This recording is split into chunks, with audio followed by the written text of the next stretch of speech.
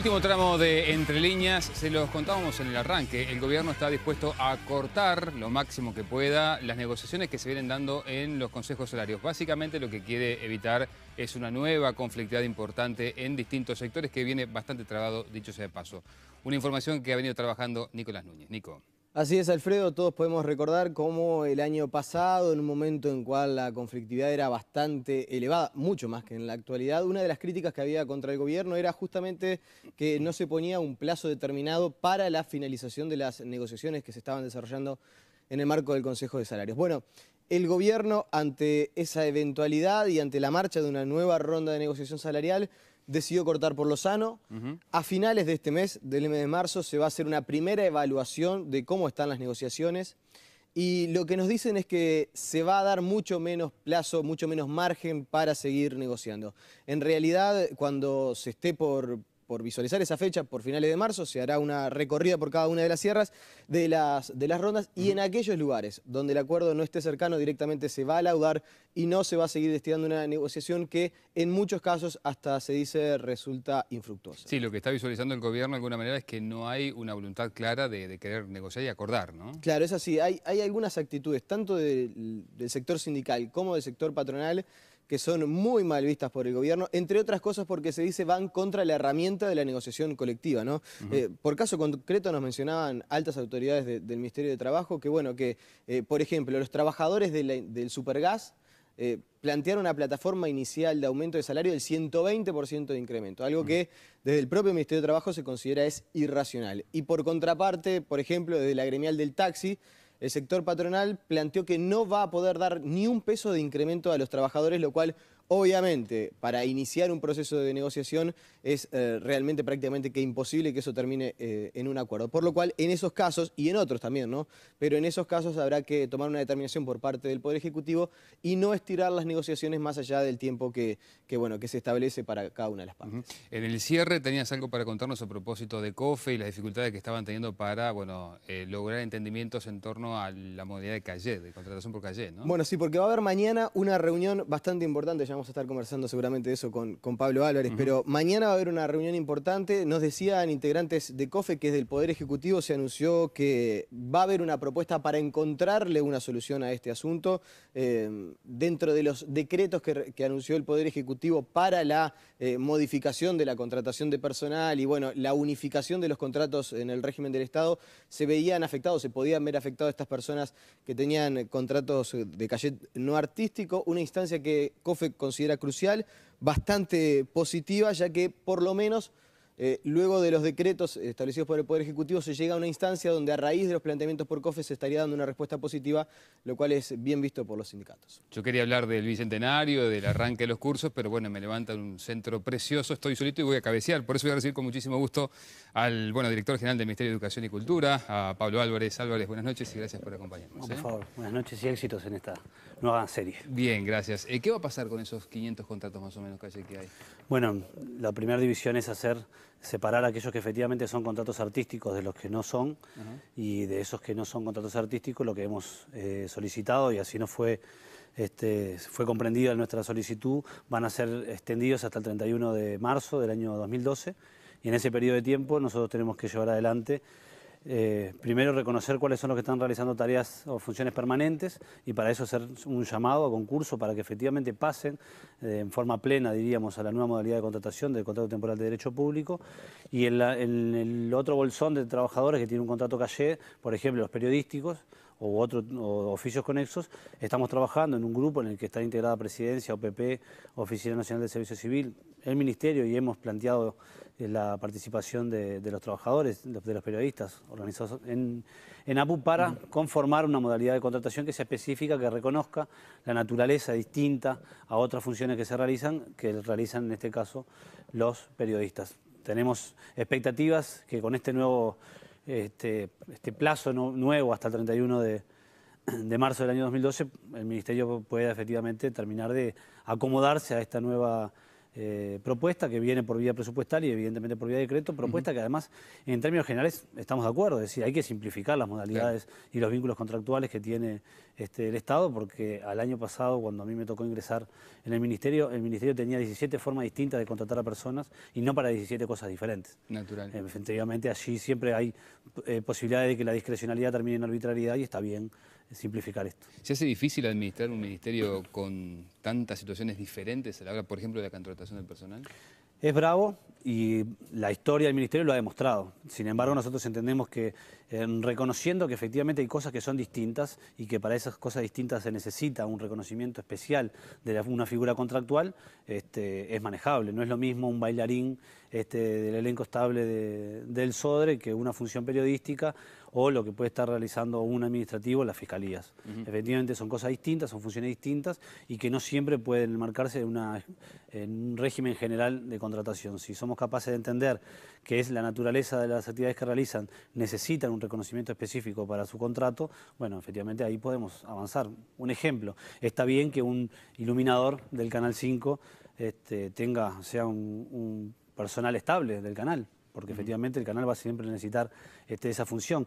Sin embargo, para mí, personalmente, no está bien que un bailarín sea un funcionario público, porque efectivamente tiene un periodo acotado en su vida artística, en la que además durante ese periodo de tiempo nos tendríamos que ver, tendríamos que tener la obligación, como en este caso como ministerio, de poder generar otro tipo de salidas laborales cuando lamentablemente o afortunadamente la posibilidad del bailarín o la bailarina de estar arriba del escenario finalice. No es la misma naturaleza del contrato y por lo tanto entendemos que tiene que tener cuestiones diferenciadas. Bien, lo llevo a otros temas. Desde el presidente de la República para abajo, la educación ha sido central para este gobierno. Ahora, cada vez que arrancan las clases hay más o menos las mismas dificultades. Problemas edilicios, los maestros que se quejan por los cupos, que no se hacen los llamados en el tiempo adecuado. Para el Ministerio, ¿cómo fue este arranque 2011? Arrancó a fines del año pasado, que afortunadamente el tema de la educación tuvo un vigor desconocido en los últimos años, siempre en verano. El tema de la educación es un tema que se pone arriba de la mesa. Las familias están decidiendo qué hacer con sus hijos, a qué institución educativa mandarla, están tomando decisiones. Efectivamente, a la hora de que también han aumentado el ingreso en los hogares, algunas familias se plantea la posibilidad de tomar decisiones diferentes y yo creo que en parte también eso aumentó el ruido en materia educativa, el ruido que por suerte fue bien manejado desde la Presidencia de la República, directamente el propio presidente, que termina en el mes de febrero realizando un Consejo de Ministros con la participación de las principales autoridades de la educación pública a nivel nacional. Ahora, un paréntesis, Sí. ¿aumenta la matrícula privada porque la gente tiene más plata? ¿No es porque la educación esté peor? Yo creo que es difícil decir por qué a tan poquito tiempo con una sola variable. Lo que considero es que efectivamente hay razones que son económicas. Hay esfuerzos que puede hacer la familia en un momento en que tiene mayor dinero y hay esfuerzos que aún queriendo no los puede hacer. Efectivamente yo creo que afortunadamente por las diferentes políticas que en estos 2 periodos de gobierno se han adoptado, el poder adquisitivo de las familias en términos generales ha crecido y eso da la posibilidad de que familias que entienden que tal vez el sistema público no está cumpliendo con sus expectativas, poder definir un traspaso de la actividad de sus hijos, de la actividad educativa, al sector privado. Esa es una interpretación de las tantas variables que puede llegar a haber. La disminución de la matrícula también tiene que ver con que demográficamente estamos teniendo menos hijos como uruguayos y que la mayor parte de nuestros hijos siguen naciendo en los hogares con mayor nivel de pobreza. Y por lo tanto hay un problema que es demográfico, que no es exclusivamente responsabilidad ni de cerca de la actividad educativa. Pero el presidente comenzó su periodo diciendo en su discurso inaugural, repitiendo 3 veces la palabra educación. Y encomendando a todos los dirigentes políticos a hacer planas diciendo que debo atender la educación. Y creo que efectivamente fue lo que hizo durante el periodo, el año que se acaba de cumplir hace unos días. Y en este Consejo de Ministros termina efectivamente reafirmando la idea de que la educación es un tema central. Van a seguir habiendo problemas edilicios. Hoy tenemos el presupuesto para hacer la cantidad de escuelas necesarias para cumplir con la meta de ir a a nuevas escuelas de tiempo completo, pero aún teniendo toda la plata arriba de la mesa, hoy tal vez en Uruguay no tendremos la cantidad suficiente de trabajadores para hacerlas todas juntas. O sea, problemas edilicios lamentablemente van a haber. Sin duda el salario docente siempre va a ser, a mi modo de ver, un salario en el que va a haber necesidad de ajustar a la alza, porque sobre todo si queremos revalorizar la función docente, hoy nadie elige la carrera docente exclusivamente por el tema de los ingresos. Hay, y como siempre hubo, una vocación, hay también una valoración, revalorizar socialmente cuál es la actividad docente y hay una mejora de su salario. Pero evidentemente siempre va a estar arriba de la mesa la necesidad de mejorar las condiciones de trabajo. Y si vamos a nuevas modalidades como las de tiempo pedagógico extendido, evidentemente vamos a necesitar además más maestros, que hoy tampoco los tenemos. Entonces, los cambios que nosotros sentimos como urgentes no pueden ser ni por materia, por cuestiones concretas que están hoy en la realidad nacional, ni siquiera pueden ser implementados de hoy para mañana, aún teniendo los recursos necesarios. ¿Qué van a hacer con el consejero de secundaria Daniel Huasco? No. Los blancos han pedido su renuncia porque dijo, entre otras cosas, que había que cerrar los liceos por un año, no dar clases para ver qué modelo educativo queremos tener. Personalmente, o particularmente del Ministerio, no tenemos pensado adoptar ninguna acción concreta. Está en su derecho el Partido Nacional o algunos legisladores del Partido Nacional entender que allí hubo un error por parte del consejero que ameritaría su separación de sus responsabilidades. Además de eso tenemos que no tiene que ver con la decisión que toma el Ministerio, pero sí es una realidad novedosa en la que ese consejero no fue puesto o designado por el Poder Ejecutivo, sino que es un consejero que a través de la nueva Ley de Educación ingresa a la responsabilidad de la conducción de secundaria dentro del sistema educativo público a través de la elección de sus pares, de los propios docentes. O sea que también tendríamos que analizar jurídicamente cuál es, en este caso, la situación en la que el consejero está. Entendemos que está en su derecho a opinar como consejero, no creo que sea algo que genere alarma pública, no creo que ningún padre, ninguna madre en su casa se haya alarmado al punto tal de pretender sacar de la educación pública a sus hijos. Me parece que fue tal vez mal entendida o bien entendida, no me pongo a valorar ahora si debió hacerlo o no, pero me parece que claramente hubo una metáfora, a no ser que estemos planteando que algunos responsables del sistema político sufran de afasia y por lo tanto no puedan estar interpretando exclusivamente, literalmente lo que se dice. Yo creo que efectivamente fue una metáfora como la que ha dicho el presidente de que debemos cambiar el país como cambiarle la rueda a un auto andando. Le hago algunas muy breves sobre el Bicentenario. Además de los actos centrales, donde incluso participa el presidente de la República, ¿cómo se va a incorporar esa festividad en los propios cursos de primaria, de secundaria, de la ex-UTU? Por vía de ley, la propia ley que crea la Comisión Nacional del Bicentenario y que establece un conjunto de actividades a lo largo del año, establece la realización de actividades concretas dentro de primaria, algunos concursos con respecto a lo que puede ser la consolidación de un logo, concursos de composición. El Correo Nacional está realizando un concurso que serán los propios niños los que van a terminar de armar una plantilla de sellos conmemorativos dentro del Bicentenario a través de un concurso que va a hacer la ANEP y evidentemente a través de primaria, y va a estar planteado en los cursos. Ahora, la discusión del Bicentenario es una discusión muy interesante en nuestro país. Primero porque la historia nacional ha sido una construcción histórica desde arriba. Es decir, como hemos leído en Uruguay, nuestra historia ha estado siempre permanentemente vinculada a la lectura que el Estado se ha pretendido dar.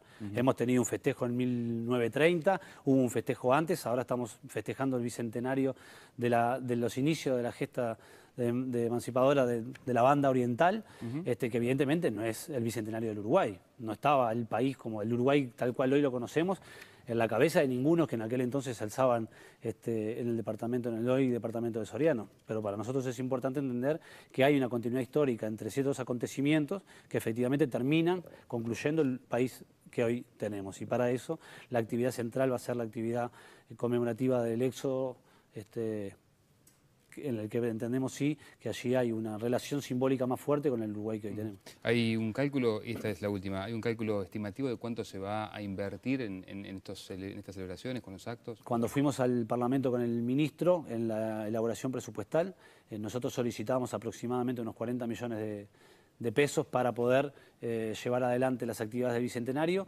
Al día de hoy esa sería la inversión en términos aproximados que estaríamos realizando desde las instituciones públicas, pero están participando y de manera muy fuerte tanto las empresas públicas como empresas del sector privado, porque la idea del Bicentenario es no llevar adelante un acto de festejos exclusivamente oficial y estatal, sino intentar comprometer a la sociedad toda a que se ponga a discutir y a pensar qué han significado estos 200 años y hacia dónde la sociedad se ve reflejada que evoluciona. Bien, muchas gracias por favor. por acompañarnos. Nos reencontramos el próximo jueves, como siempre, a las 9:30 aquí en Canal 20. Que pasen muy bien. Chau, chau.